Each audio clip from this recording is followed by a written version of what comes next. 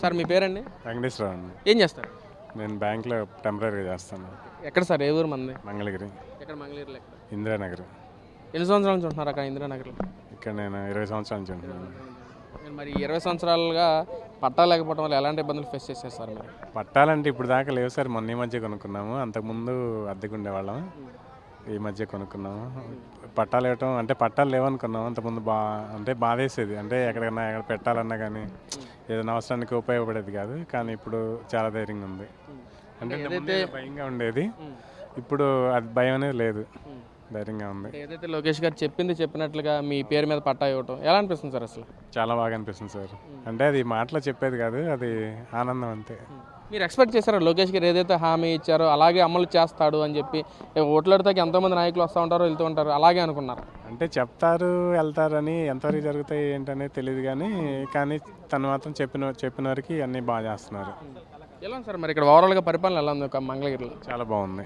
ఏ పరంగా ఎలాంటి పనులు జరుగుతున్నాయి? అంటే ఒకటి అని కాదు సార్, అంటే ఒక్కొక్కరికి ఒక్కొక్కటి ఉంటుంది కదా. అలానే మాకైతే హ్యాపీగా ఉంది, బాగున్నాం మంగళగిరిలో.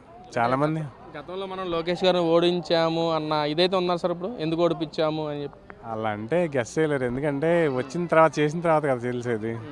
అది అంటే ఇప్పుడు ఏదైతే 2 సంవత్సరాలు అవుతా ఉందో ఈ చేసిన డెవలప్మెంట్ పరంగా అనుకుంటలే చాలా బాగుంది ఈ 2 సంవత్సరాల్లో. కానీ ఇంతకు ముందే వచ్చినట్టు ఇంకా బాగుండేది. మామగారు మీ పేరు? ఆదిలక్ష్మి. ఏం చేస్తారమ్మా?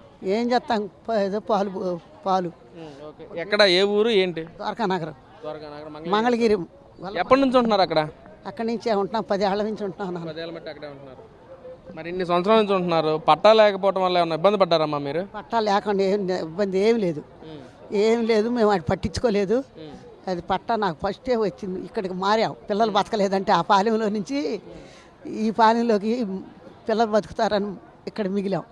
ద్వారకానగర్ వచ్చాం. ద్వారకానగర్ వచ్చాక 2 అబ్బాయి అమ్మాయి బతికారు. అంటే ఇక్కడ లోకేష్ గారు ఏదైతే మీకు పేదవాడు సొంత ఇంటి కళ మీ పేరు మీద లోకేష్ గారు ఇవ్వటం ఎలా ఫీల్ అవుతున్నారమ్మా? లోకేష్ అంత మంచోడు ఎవరు లేరు నాన్న. బంగారు తండ్రి, నా బిడ్డే నాన్న. నేను ఓట్ల ఎలక్షన్లో నుంచుంటే అమ్మా నువ్వే చేపియాలన్నాడు. 50 మందిని పిలిచి చేయించాను నేను. 50 మంది నా మాట అన్నారు నా పేటలో. ఈ రోజున మీ సొంత ఇంటి కళ నెరవేర్చడం, ఒక పట్టా మీ పేరు మీద ఇవ్వటం ఎలా ఫీల్ అవుతున్నారు అసలు? నాకు మంచిదే, నన్ను బాగా సంతోషపడుతున్నా. మంచి ఇక్కడ ఏదైతే పట్టా ఇచ్చారో దానికి కొన్ని ఒక్కొక్కరి దగ్గర ₹1,00,000 సేకరించారు లోకేష్ గారు, కానీ కింద అనుచరులు కానీ అంటున్నారు వైసీపీ నాయకులు. మీ దగ్గర ఏమన్నా తీసుకున్నారా? చిచ్చి, మా దగ్గర ఏం తీసుకోలేదు నాన్న. అట్టాటి బుద్ధే లేదు నాన్న. లేదు, తీసుకోలే. మరి వైసీపీ నాయకులు అంటున్నారు కదమ్మా. అయితే పార్టీ నాది అదే. నా దగ్గర ఏం డబ్బులు ఏం తీసుకోలే. ఎలా ఉంది మరి లోకేష్ గారు పనితీరు ఎలా ఉంది ఇక్కడ 2 సంవత్సరాలు అవుతుంది? మరి బాగానే ఉంది నాన్న.